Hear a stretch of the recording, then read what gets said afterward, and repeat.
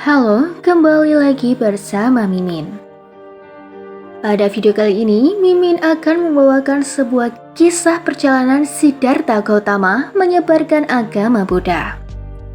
Sebelum masuk ke ceritanya, Mimin mohon dukungan dari kalian. Dengan cara like, komen, subscribe, dan juga di-share ke teman maupun saudara kalian semua. Baiklah, mari kita simak sampai akhir agar tidak ada kesalahan dalam pemahaman.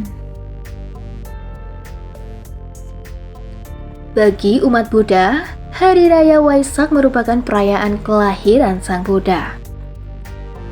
Diberitakan di Kompas.com 2020, umat Buddha percaya bahwa Sang Buddha adalah seorang pria yang bernama Siddhartha Gautama.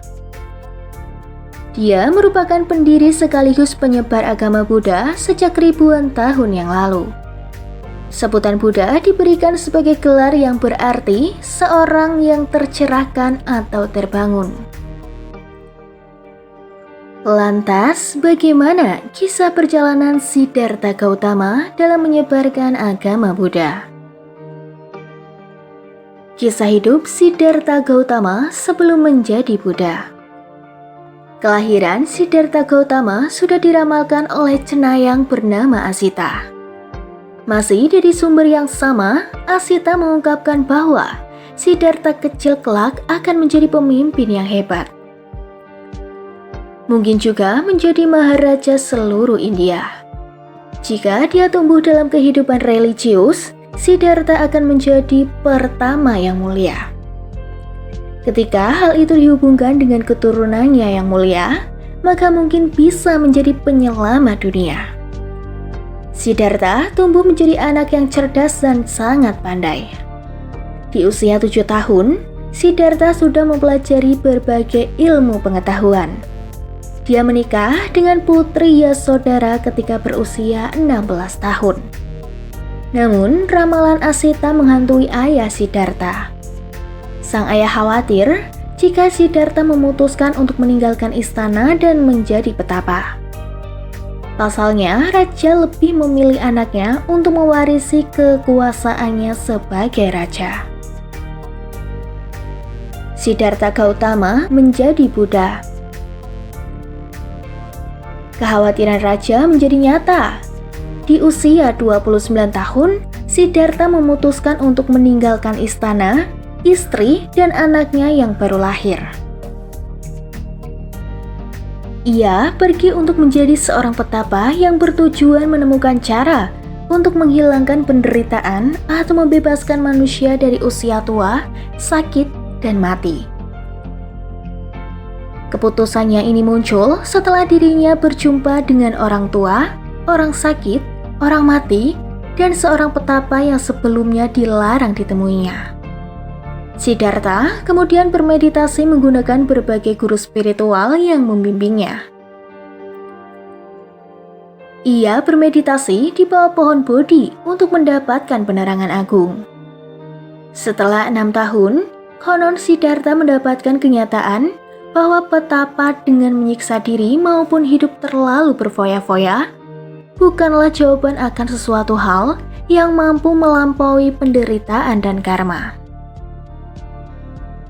Pemikiran tersebut dianggap menyimpang dari aliran Hindu pada masa itu. Alhasil, ia pun mengembara ke sebelah selatan India untuk mencari prinsip-prinsip spiritual yang dapat membentuk fondasi Buddhisme.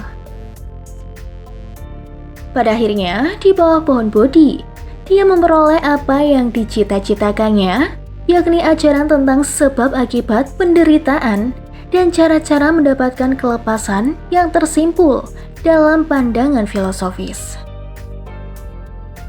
Petapa Siddhartha telah mencapai pencerahan sempurna dan menjadi Samyak Sambuddha atau Samma Sambuddha. Tepat pada saat bulan Purnama Sidhi di bulan Waisak ketika ia berusia 35 tahun. Menyebarkan agama Buddha.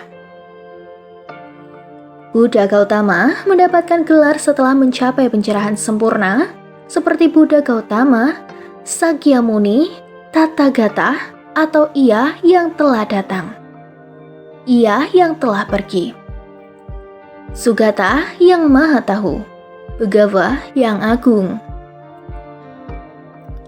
Dia menyampaikan khotbah pertamanya di Taman Rusa Isapatan Samatha kepada 5 pertapa yang dulu menjadi rekan pertapanya.